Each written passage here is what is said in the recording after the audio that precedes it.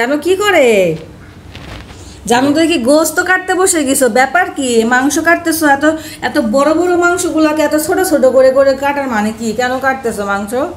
আজকে আমার জানো ছোট ছোট করে মাংস কাটতে বসে গেছে কেন কাটতে বসছে এটা জিজ্ঞেস করতেছি কেন কেন কাটতে বসছো এটা বলবো আমি কেন হ্যাঁ আচ্ছা শুন আজকে আমার জান্নাত কয়েকদিন ধরে বলতেছিল যে আমি একটু তেহেরি খাবো তো তেহেরি খাবে কালকে আমি মশলা নিয়ে এসেছি তেহেরির রাঁধুনি মশলা এখন ওই মাংস আমি জান্নাতকে বের করতে বলছিলাম জান্নাত সকালবেলা মাংস বের করে রাখছে বাসায় পানি ছিল না পানি আসছে আসার পর কয়েকটা ধোয়া দিয়েছি ভিজে রাখছিলাম 2-3 ঘন্টা পরে দেখো মাংস সাদা হয়ে গেছে দেখো কি অবস্থা মাংস একদম সাদা হয়ে গেছে তাই না গরুর মাংস তো ওটা না হ্যাঁ আর আমার জান্নাত আমাদের তেহেরি রান্না করে দেবে সেটা আমরা খাবো গাইস আপনাদেরকে বলতেছি কোরবানি হওয়ার পরে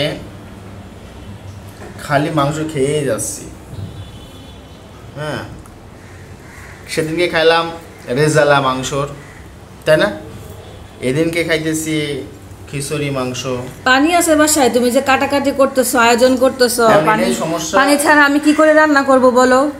তুমি তো কেটে দিয়েই চলে যাবে বলবা যে রান্না এখন তুমিই করো এখন যে রান্না করতে গেলে যে কত কষ্ট হয় রান্নার পানি লাগে ধোয়া করতে হয় তাহলে এই কাজগুলো কিভাবে করব বলো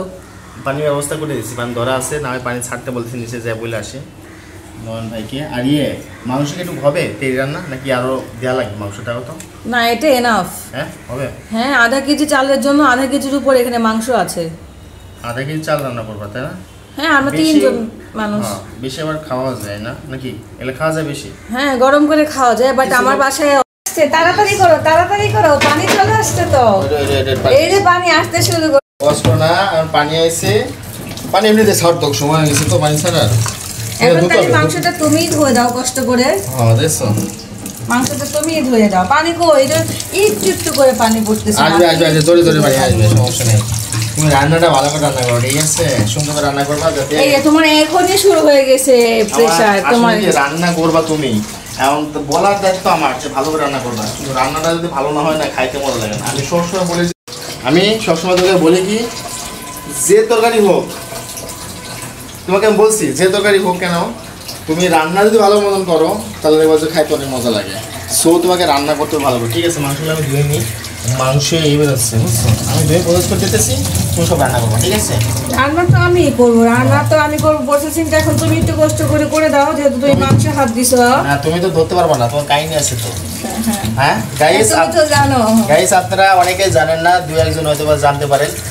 আমার জান্নাত খুব খুশির একটা সংবাদ খবর খুব শীঘ্রই ভিডিও আসতেছে আপনারা অবশ্যই দেখবেন ঠিক আছে কারণ জান্নাত কোনো কিছু ধরতে গেলেই তার সমস্যা হচ্ছে রান্না করতে পারতেছে না সে তো আপনারা পাশে থাকুন ঠিক আছে আমাদের ভিডিওটা দেখবেন লাইক কমেন্ট করে পাশে থাকবেন সবসময়ের জন্য ভিডিও বানাই আপনাদের জন্য দৈনন্দিন জীবনে যে কাজগুলো করতে সেগুলো তুলে ধরি তো আপনারা শেয়ার করি ভালো লাগে বুঝতে পারছেন এই জন্য আপনারা সবসময়ের জন্য আমাদের ভিডিওগুলো দেখেন খুব ভালো লাগে লাইক কমেন্ট করবেন বেশি বেশি করে আমাদের ছোট পরিবারের পাশে থাকবেন সবাই আমার মাংসটা হয়ে গেছে জান্নাত এখন প্রসেস করবে এটা কি করতেছে জান্নাত এটা আপনাদের সাথে শেয়ার করব ঠিক আছে দেখবেন অবশ্যই থাকবেন শেষ পর্যন্ত ওকে বাই বাই